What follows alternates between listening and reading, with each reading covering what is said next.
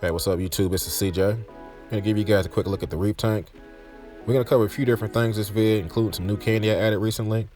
Unfortunately, it's a rainy day in the studio, but we're just going to roll with it anyways. Hope you guys enjoy it. The Reef is slowly but surely coming up on that 1 year mark, and I have to admit, when I first started this Reef tank, I really had no idea how successful or how far I would make it, especially considering I failed miserably on my first time.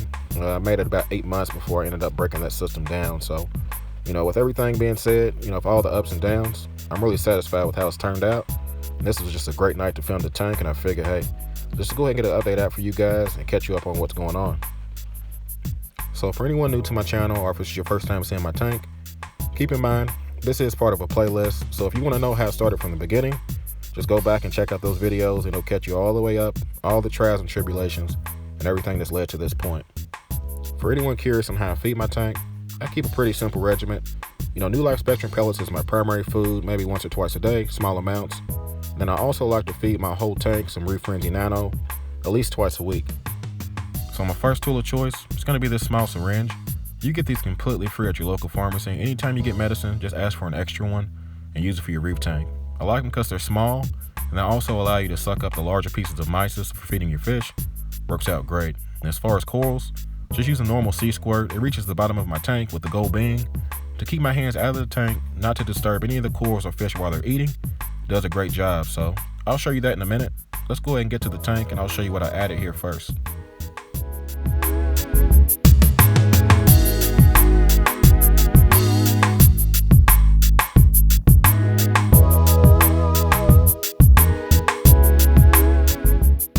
So the new piece I'm going to show you guys is going to be my lemon lime torch coral. Now, in my previous videos, if you follow me, this spot was occupied by a red rose bubble tip anemone. It was a beautiful piece, and really there's no replacing that vibrant color red I was getting from it. But unfortunately, he's still in the back of the tank, hiding out. He's just pretty much a credit waiting to happen. As soon as he moves somewhere I can grab him out of the tank, he's a goner. So I went ahead and replaced him as best I could, and I figured, why not get a torch coral that I've never seen before? They give me that eye candy and that pop I'm looking for. So besides the color of the coral, which is really important in my opinion, two other things you have to consider. First being the size of the coral.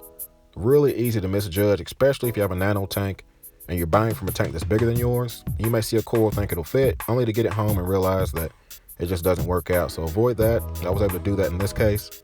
Second most important thing is going to be the corals around it. Now, my last vid, I really highlighted my purple torch and the devastation it was causing to all the SPS around it, stinging him to hell. So I figured, what better way to avoid issues than sticking with two corals in the same family. So luckily it worked out. The purple torch's sweepers, they go right past this coral, no issues at all. So I really don't have to worry about these damaging each other, which is something I want to avoid because, this piece here was pretty expensive to say the least. And I'm really looking forward to it growing and, taking over this part of the tank and giving me that eye candy I'm looking for.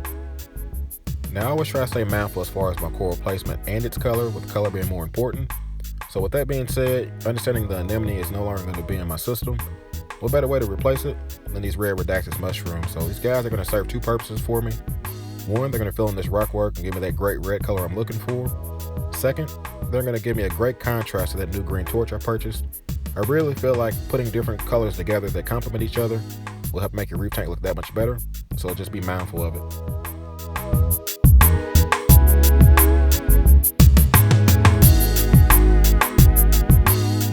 To give you guys a quick update on my SPS situation. In my last vid, I shared how my purple torch pretty much was making it his mission to reach out and burn every frag to hell, which he did successfully. Now, I was able to frag off the millipore, at least the part that was savable, and glue him to the rock work. So he's out of reach now. Hopefully he recovers and grows in. If not, lesson learned. And as far as the remaining corals, I moved them out to my recovery area. And I call it this because this is the only place in the tank where the SPS can get a direct flow from the MP10 and get the highest light possible. Now, as you can tell, that bird's nest has actually been back here for a while. I just haven't shared it with you guys. He's recovering and doing well, so I may be able to move him to the front. But as far as the millipore and that piece of acro that I'm trying to save, we'll see what happens. If I look back here and they're bleached out, I'll remove them. But if they end up recovering, hey, I may leave them back here. So, I'll keep you guys updated on this situation as well.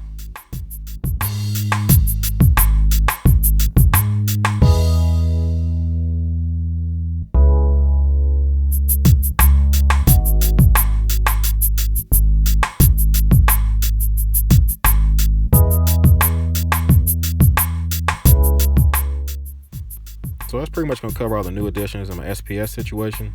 So let's go ahead and get back to the feeding.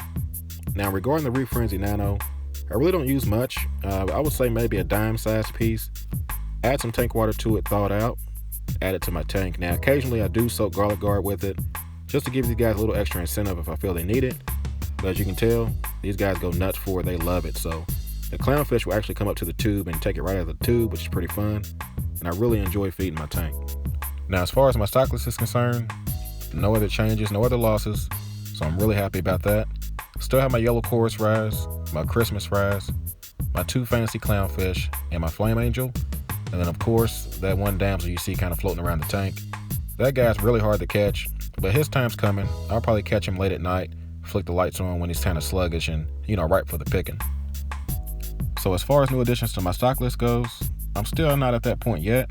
Now I feel like with the ick resurfacing a few weeks ago, this tank still needs some more time to kind of calm down, to make sure everyone's stress-free and happy. Although I will admit, removing that blue yellowtail damsel last week or a week and a half or so has really changed everything. It's pretty much a pretty peaceful tank and I'm really enjoying it. So even though I said that, it's still hard. I went to the pet store here recently and I really wanted to grab some fish. It's kind of hard not to, but I'm gonna stick to my guns. We'll give it a little while longer and I'm not sure how many more fish I'm gonna add, but what I will make sure is that I keep the tank, stress-free and no issues as far as any drama. So I'll keep you guys updated on that situation. Now, in addition to feeding my fish, I also feed my corals as well. I don't believe I mentioned that to you guys in any of my previous videos. Figured I'll go ahead and share it with you now because, a lot of people debate if you should or shouldn't feed your corals or, the benefits of it. Honestly, I'm not here to tell you if it's right or wrong. I'm just going to share with you what I do with my tank and let you guys, be the judge for yourself. Now, I am still very mindful as far as my water quality goes. So I don't overdo it. I don't try to feed every single coral individually. What I rely on is feeding my tank as far as my fish, letting the pumps and the fish make such a mess that the food is kind of dispersed through the tank, and then I watch. Now what I'm really looking for is a feeding response from my corals. It normally takes a few minutes, but once they sense the food's available in the water column, they immediately start sending out their tentacles, specifically my candy cane or trumpet coral and my brain coral. Those guys really let me know when it's time to eat, so I always try to make sure I give those guys a squirt. Now besides those 2 corals, I always make it a point to feed my Duncan coral. I try to give him the first bits and the meatier pieces, and then whatever's left over in the cup, as far as the smaller or the phytoplankton from the food, that's what I squirt into my smaller corals like my Goniopora or my zoanthids or any of the filter feeders like my cocoa worms or anything else that's in the tank. So that's pretty much all I do. Once again, it's only a dime-sized portion, so it's really not a lot of food in the tank. But I stretch it out and, so far everything's been working out.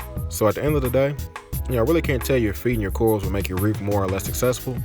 Can't say that, but what I will say, I definitely enjoy every part of this hobby, from feeding the fish down to the corals, the invertebrates, everything. So, if you've never done it before, I suggest that you try it.